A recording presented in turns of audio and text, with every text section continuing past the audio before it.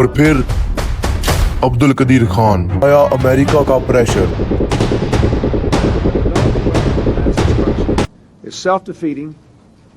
कि इसराइल पाकिस्तान की nuclear facilities पर अटैक कर सकता है।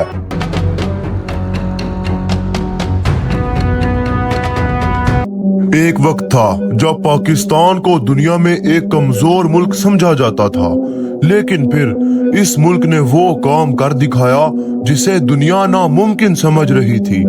एक developing country, economic problems, political instability और इंटरनेशनल प्रेशर के बावजूद पाकिस्तान ने एटम बम बना लिया। लेकिन सवाल ये है, पाकिस्तान ने ये सफर आखिर तय कैसे किया? क्या ये सिर्फ इंडिया का जवाब था? India conducted 3 underground nuclear tests in the Pokhran Range. या इसके पीछे cold war, secret operations, spies और हिडन नेटवर्क्स की कहानी छुपी हुई है। आज हम जानेंगे पाकिस्तान की न्यूक्लियर कहानी, पाकिस्तान की एटमी कहानी। सिर्फ हथियारों की कहानी नहीं, ये एक ऐसे मुल्क की कहानी है जो दबाव, पाबंदियों और खतरात के बावजूद अपनी बका की जंग लड़ता रहा। न्यूक्लियर दुनिया का आगाज 1945 में हुआ। सेकेंड वर्ल्ड वॉर के आखिर में अमेरिका ने हिरोशिमा और नागासाकी पर एटॉमिक बॉम्ब्स गिराए। दुनिया ने पहली बार देखा कि एक ही बॉम्ब पूरे शहर को तबाह कर सकता है। उस वक्त सिर्फ अमेरिका न्यूक्लियर पावर था। इसके बाद सोवियत यूनियन, ब्रिटेन, फ्रांस और चाइना न्यूक्लियर पावर्स बन गए।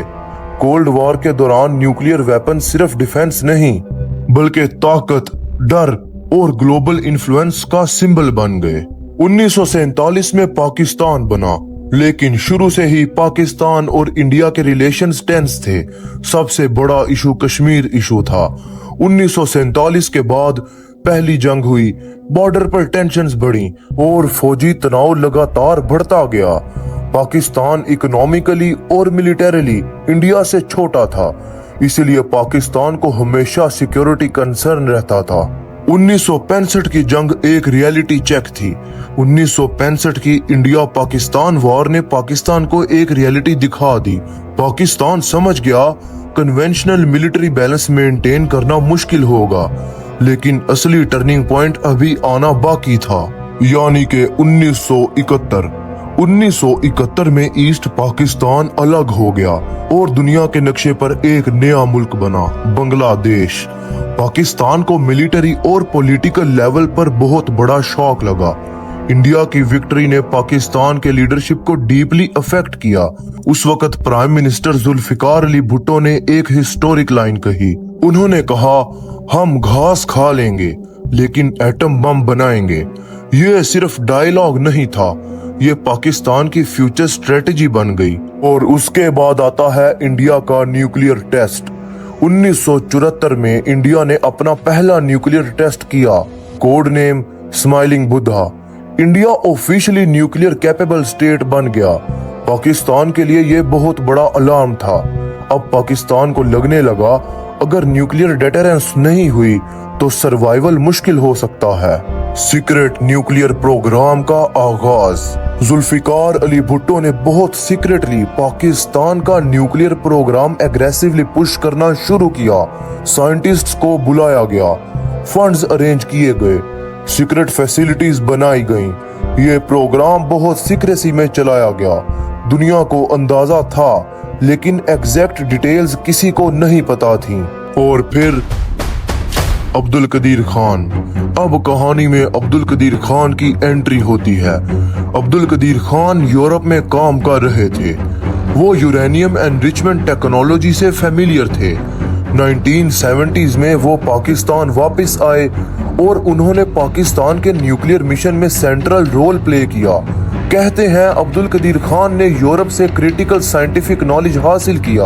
अनऑफिशियल रिपोर्ट्स और वेस्टर्न एलिगेशंस के मुताबिक सेंसिटिव डिजाइन्स और टेक्निकल इंफॉर्मेशन भी सीक्रेटली ट्रांसफर हुई। पाकिस्तान ऑफिशियली हमेशा कहता रहा प्रोग्राम इंडिजिनस एफर्ट था, लेकिन दुनिया भर में अब्दुल कदीर खान का नाम एक मिस्ट्री और कंट्रोवर्सी बन गया। पाकिस्तान ने कहोटा रिसर्च लेबोरेटरीज एस्टेब्लिश की, यहाँ uranium enrichment, centrifuge technology, nuclear development पर काम हुआ। ये फैसिलिटी पाकिस्तान के न्यूक्लियर प्रोग्राम का दिल बन गई। सिक्योरिटी इतनी स्ट्रिक्ट थी कि बहुत कम लोग एक्चुअल ऑपरेशंस जानते थे कि अंदर चल क्या रहा है। उसके बाद आया अमेरिका का pressure. It's self-defeating, wasteful, and dangerous. 1970s और 1980s में अमेरिका पाकिस्तान के न्यूक्लियर प्रोग्राम से कंसर्न्ड था। सैंक्शंस लगाए गए, वार्निंग्स दी गई, लेकिन फिर सोवियत यूनियन ने अफगानिस्तान इन्वेड कर दिया और सब कुछ बदल गया। 1979 में सोवियत यूनियन ने अफगानिस्तान में एंट्री ली। अमेरिका को सोवियत एक्सपेंशन को हर हाल में रोकना था और पाकिस्तान फ्रंटलाइन अलाय बन गया। CIA और पाकिस्तान की ISI ने मिलकर अफगान मुजाहिदीन को सपोर्ट किया। अब अमेरिका को पाकिस्तान की जरूरत थी। कुछ एनालिस्ट कहते हैं इसी वजह से अमेरिका ने टेम्पोरेरीली पाकिस्तान के न्यूक्लियर प्रोग्राम को इग्नोर किया। ये कोल्ड वॉर का स्ट्रेटेजिक कंप्रोमाइज था। यानी ये कहना गलत नहीं होगा कि अफगान वॉर ने पाकिस्तान के न्यूक्लियर डेवलपमेंट में एक रोल प्ले किया। पाकिस्तान को न्यूक्लियर टेक्नोलॉजी हासिल करने के लिए बैनुल अक़वामी सतह पर खरीदारी करनी पड़ी। उसके लिए हिडन सप्लायर्स और फ्रंट कंपनीज को यूज करना पड़ा। Western intelligence agencies continuously monitor करती रहीं। कई बार शिपमेंट्स पकड़ी गईं, कई कंट्रीज ने पाबंदी लगाई, लेकिन पाकिस्तान ने प्रोग्राम कंटिन्यू रखा। 1980s में अफवाह फैली कि इसराइल पाकिस्तान की न्यूक्लियर फैसिलिटीज पर अटैक कर सकता है। कुछ रिपोर्ट्स के मुताबिक इंडिया और इसराइल कोऑपरेशन की डिस्कशन भी हुई थी। पाकिस्तान ने सिक्योरिटी और सीक्रेसी और टाइट कर दी। ये पीरियड बहुत टेंस था।